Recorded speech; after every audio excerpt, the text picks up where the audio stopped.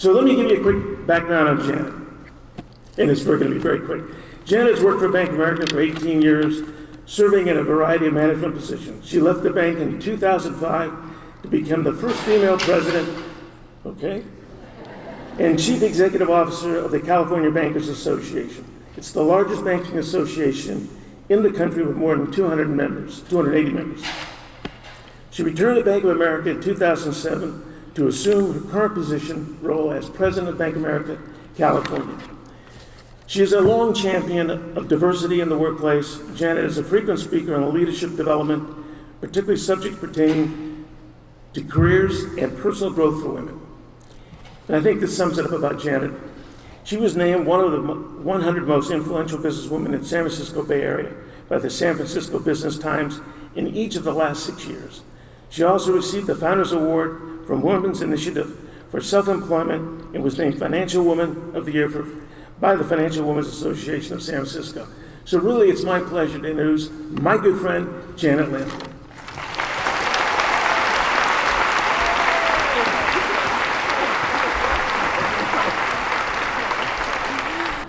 But it's really such a privilege for me to be here. I am from Stockton, and so you're going to hear from some really iconic women today with some amazing and iconic stories, and you're going to learn and be inspired. I am a product of Stockton, and some of the stories that I want to share with you really are about my life here in those early years. But I first want to just thank U.O.P. for doing this conference. U.O.P. is, yes.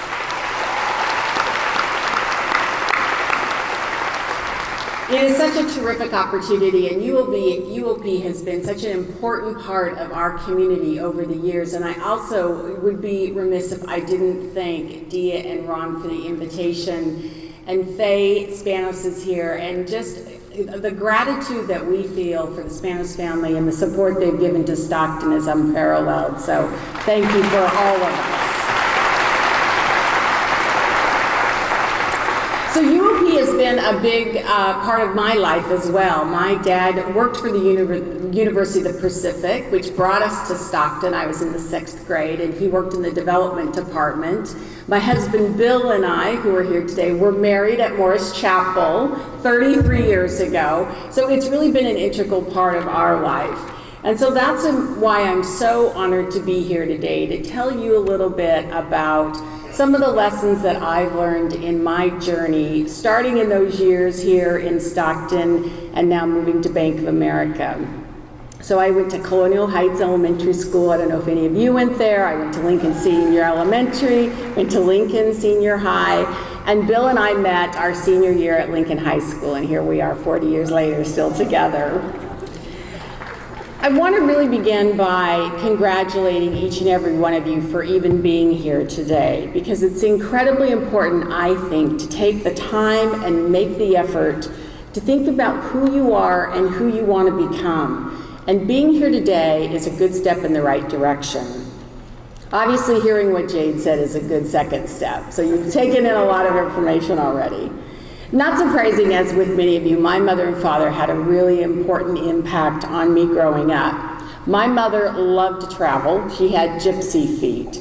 And I am very happy to say that I inherited that, and I will talk a little bit about that. But really, travel has changed my whole world and my life. Now, my father was working at U.O.P., and he was an early feminist, really by necessity and by choice. He had 3 daughters and no sons. And he wanted each of us to become independent and successful, both financially and in life. He would always ask us, almost daily, on a daily basis, what do you want to be? What do you want to do in your life? And I realize now that that early and that consistent support from him really helped to formulate in my mind that I needed to create my own future. So while reflecting on kind of my career from Lincoln to where I am now at Bank of America and thinking about what I would share with you all, to a large extent, I realized that there are several themes that have determined whether I was successful or not. Some of those may be obvious and some may be a little bit of a revelation. But by sharing some of these themes with you today, I hope that you can all benefit from my experiences and the individual way that I navigated them. Just to kind of highlight for you, the themes are expand your physical world and your perspective, be determined and persistent, embrace humility, you have to ask, take risks, don't just show up, but engage, and finally listen. So first of all, I firmly believe that expanding your physical world will broaden and enlighten your thinking, and it will make you more successful in life and in your careers. Exposure to new people and new places and life experiences is not only personally rewarding, it makes you a more interesting and interested person. These qualities will assist you time and again throughout your lives, as they have for me. I began expanding my physical world when I was at Lincoln High School. I jumped on the first chance I could to travel alone. In the summer between my sophomore and junior year, one of our Spanish teachers had arranged a program for us to study at the University of Guadalajara in Mexico. I'd been working since I was 12 years old. I worked cleaning houses. I worked at Kamloops Retirement Home, which we passed by this morning, which is still here. I did whatever I had to do, including serving breakfast at 6 a.m. So I'd saved up my money, and I wanted to explore the world that my mother had been talking to me about. And I was so excited for this trip. And I remember thinking, I'm 15 and I'm going out of the country and my parents aren't going to be there. And I'll never forget then, as the plane descended into Guadalajara and I saw this sprawling city, and I realized my Spanish is really not very good at all, and I'm going to live with a family and I don't know anybody. And I thought very explicitly, what in the heck were my parents thinking when they said yes to this? Well, I think what they were thinking is that this experience would be life-changing, because it was. Interacting with all the other students across the U.S. and our Mexican friends that we met down there expanded my world, and I loved it. I realized there was life beyond Stockton, life beyond my current issues, and it really helped me to navigate the ups and downs of high school, knowing there was a step beyond. Since that time, I've had the opportunity to travel throughout the world, and I've lived and learned in some really interesting places. Washington, D.C., and Canberra, the capital of Australia. But by expanding my physical world, I've not only enriched my life, I've had a ton of fun doing it along the way, and you can't forget the fun. And I've also strengthened my resume and my job skills so that my career really has benefited in numerous ways. So the first thing I would say is get out there and experience the world, and you'll be so glad you did. The second key theme that I want to share with you is to be determined and persistent. It may seem very obvious, but sometimes you are your own best counsel, no matter what the group is thinking. A famous woman, of course, once said that strong convictions precede great actions. If you listen carefully with an open mind and you still think your position is the correct one, then have the courage of your convictions to do what you think is right. This advice is as relevant to you now today in high school as it is through the rest of your life.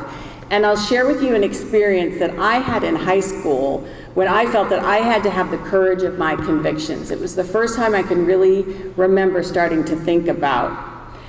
When I was at Lincoln, I was student body vice president, and we had an election for the next year's officers. And the election results were always verified by the student body vice president, myself, the dean of activities, who was Karen Pearson, and some other faculty. And then the election results were reported by the newspaper. I remember Mrs. Pearson calling me into her office one day, and she said, well, we have a little bit of an issue this time. The editor of the student newspaper wants to publish the results.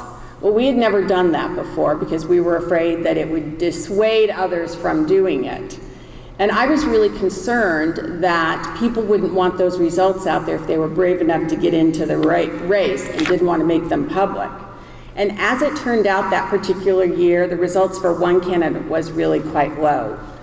I felt really strongly about the fact that the actual election numbers should not be published. So to resolve the issue, Mrs. Pearson organized a meeting in her office with me, the paper editor, the publisher, several faculty members. It was a fairly intimidating meeting because I was the only one that had this point of view.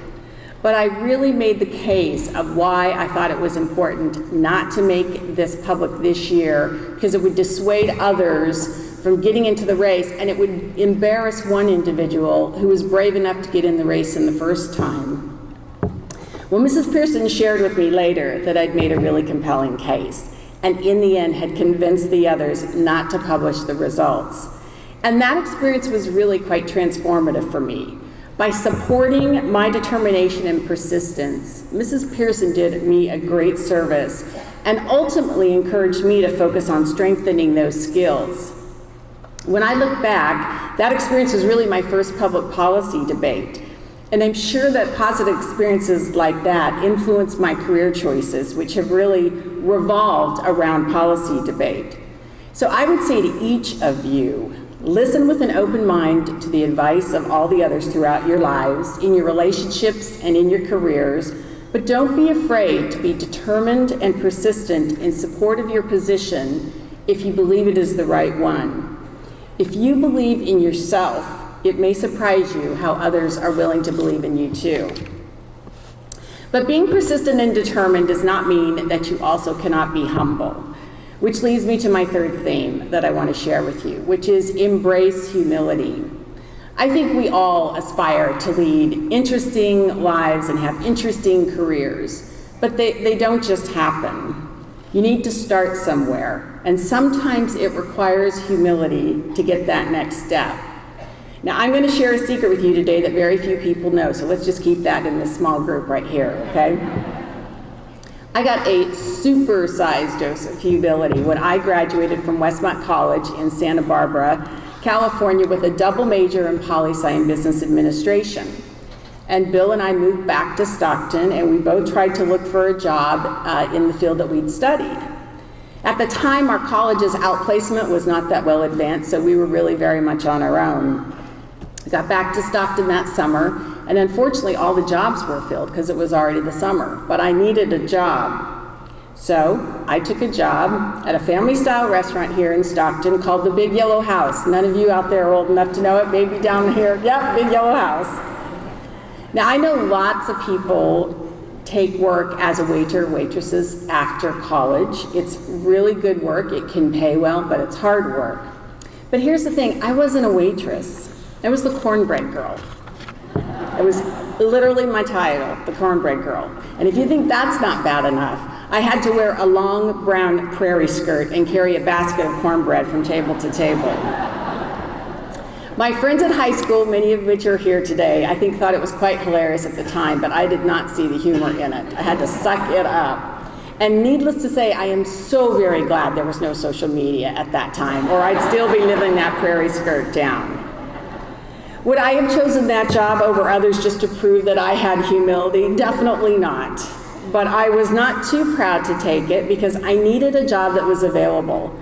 So I swallowed my pride and I did what I had to do. And you better believe that it was motivating to me to find something better.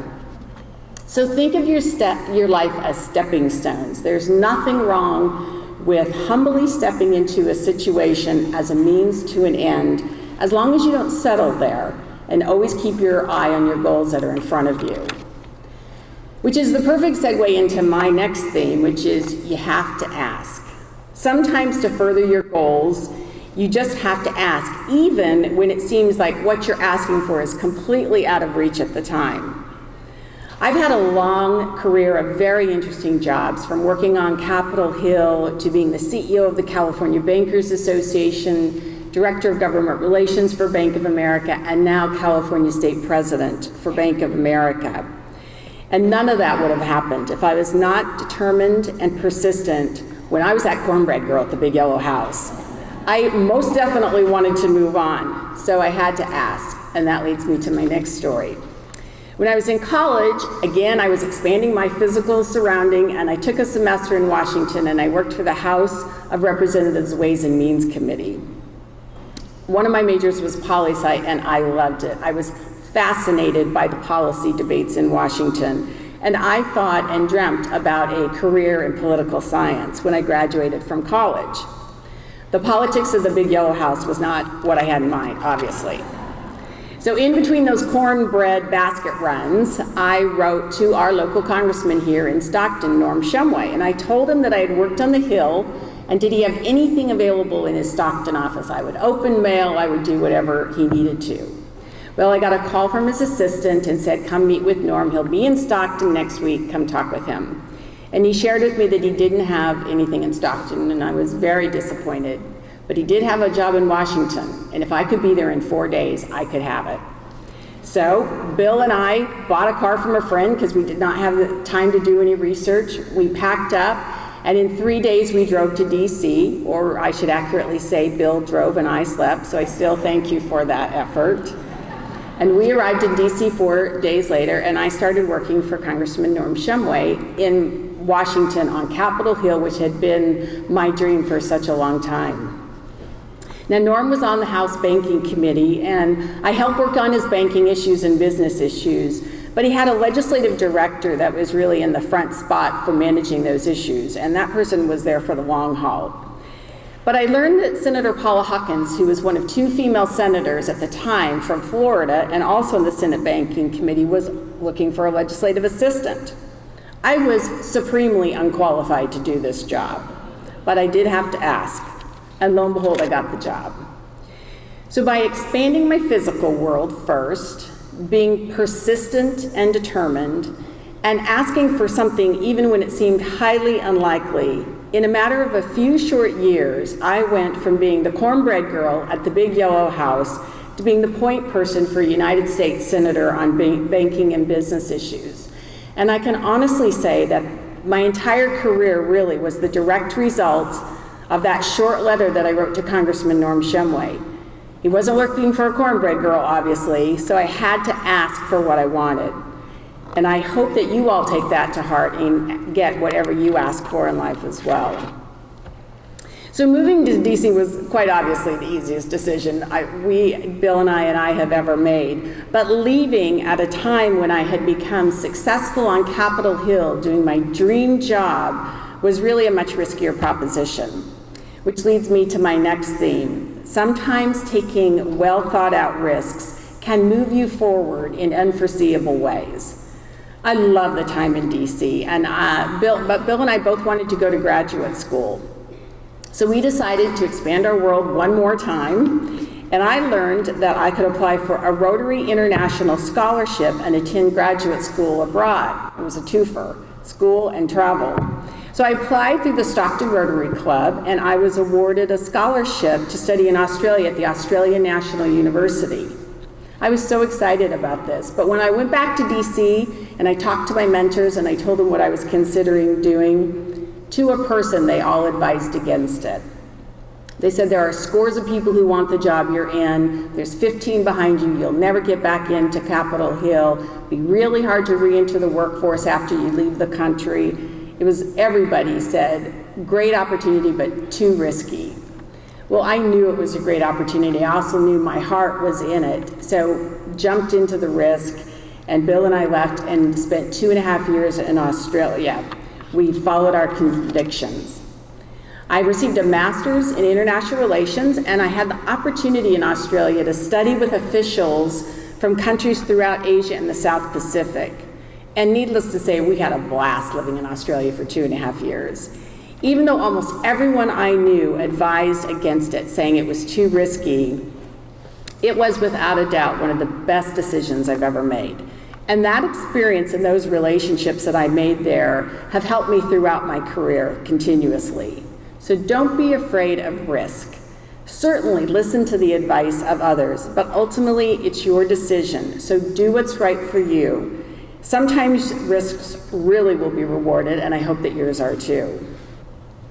So I'd like to wind down a little bit today by sharing with you 2 more themes that I often discuss with people that I currently mentor. And I mentor a number of young women and men in my role.